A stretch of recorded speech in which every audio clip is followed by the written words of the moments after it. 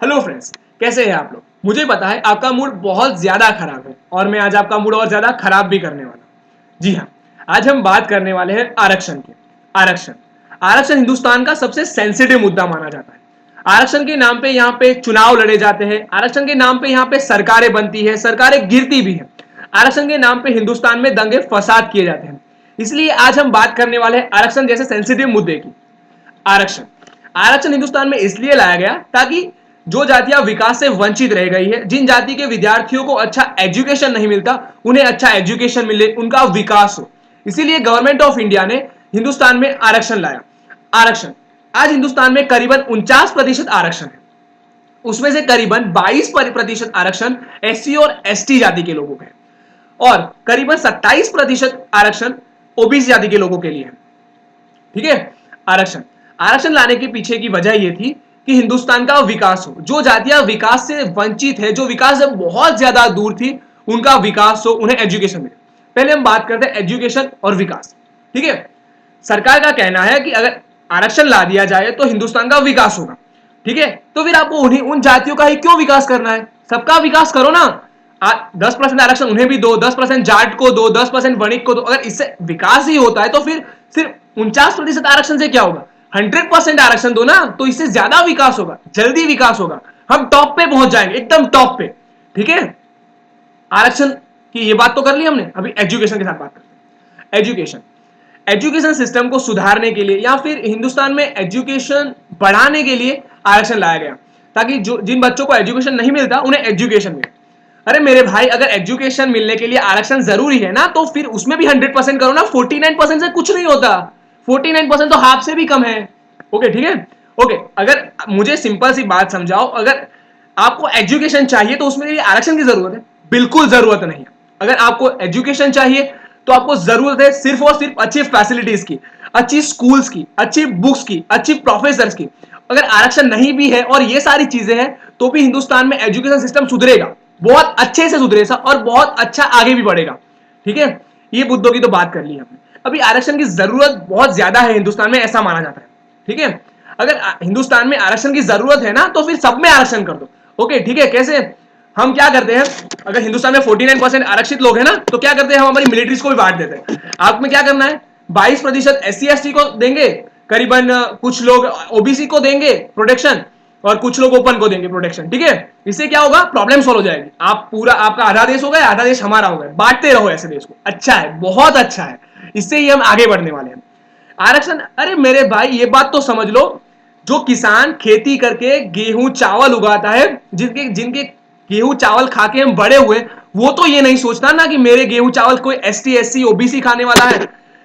अरे मेरे भाई ये बात तो समझ लो, जो सिपाही हमारी रक्षा करता है ना, वो रक्षा करने वाला सिपाही भी ये नहीं सोचता कि तू एसटी से बिलोंग कर रहा है, इसलिए मैं तेरी रक्षा कर रहा हूं ना। तो कोई कोई नदियां हमें पानी देने से पहले ये नहीं सोचती कि मैं किसी एसटी या एससी को पानी पिला रही हूं।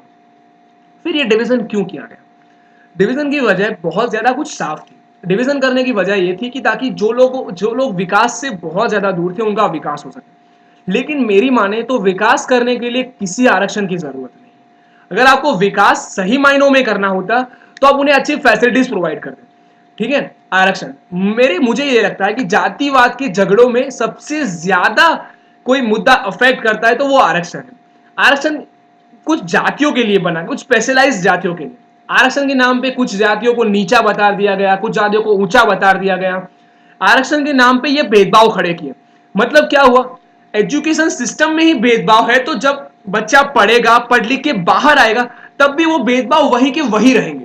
आप मुझे सिंपल बात समझाइए, एक बच्चा मेहनत करके 99% लाता है, फिर भी उसे कहीं पे भी एडमिशन नहीं मिलता, और आप कुछ भी करो 49% भी लाओ तो आपको मिलने वाला है। ठीक है।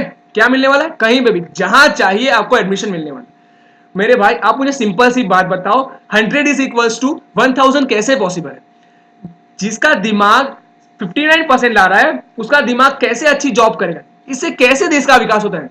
अगर आपको ये फंडा समझ में आ जाए तो प्लीज मुझे समझाना, क्योंकि ये फंडा आज तक मेरे दिमाग में तो नहीं घुसा कि आरक्षण से विकास होता है। हाँ, आरक्षण की दो चीजें बहुत अच्छे से होती है। आरक्षण के नाम पे बंटवारे होते हैं, आरक्षण के नाम पे दंगे फसाद होते हैं। लेकिन क्या करें, हम भी कामकाज में थोड़े बिजी रहते हैं ना, तो फिर हम तो ये कुछ कर नहीं सकते। हम तो इनके सामने लड़ नहीं सकते। भले ही ठीक है, सीट मिली तो ठीक है, नहीं मिली तो भी ठीक है, फिर भी हमारे पास डोनेशन तो है। अमीर है हमारा हिंदुस्तान, बहुत अमीर है। यहाँ सीटें बिकती है रुपयों के, कौड़ियों के दाम, कौड़ियों के दाम। पता है कितने में? एमबीबीएस करना है, करोड़ रुपए दे दो एमबीबीएस हो जाएगा। 10 लाख दे दो इंजीनियर बन जाओगे। अरे भाई, ऐसे देश का विकास नहीं होता, ऐसे एजुकेशन नहीं मिलता। एक सिंपल सी बात समझ लो, आरक्षण से सीट्स मिलती है, एजुकेशन नहीं। एजुकेशन के देने के लिए और एजुकेशन प्राप्त करने के लिए अच्छी बुद्धि क्षमता होनी जरूरी है। एजुकेशन देने के लिए अच्छी फैसिलिटीज की जरूरत होती है, ना कि किसी आरक्षण की। आरक्षण सिर्फ देश का बंटवारा करता है। हमें भी इस देश के बंटवारे से बचना है। हमें इस देश को आरक्षण मुक्त बनाना है। मैं आरक्षण आरक्षण के खिलाफ नहीं हूं, लेकिन मुझे आरक्षण का फंडा समझ में नहीं आता। अगर आरक्षण का फंडा सही है तो आप मुझे बताओ, मैं आपका साथ दूंगा अगर आरक्षण सही है तो। लेकिन आरक्षण से ना तो देश का विकास हो रहा है, ना कुछ हो रहा है, उससे तो ज्यादा एजुकेशन सिस्टम नीचे जा रहा है। अगर हमें विकास की बात करनी है तो हमें इस आरक्षण जैसे मुद्दों से दूर हटके बात करनी होगी। हम युवा ही है जो इस आरक्षण से लड़ सकते हैं, क्योंकि नेताओं ने ही हम के अंदर भरा है कि आपको आरक्षण मैं दूंगा, आप मुझे वोट करें। अरे मेरे भाई, आरक्षण के नाम पे वोट देके आप उन्हें नेता मत बनाइए, क्योंकि वो शायद सही इंसान नहीं भी हो सकता है, और जो सही इंसान है वो शायद हार भी सकता है।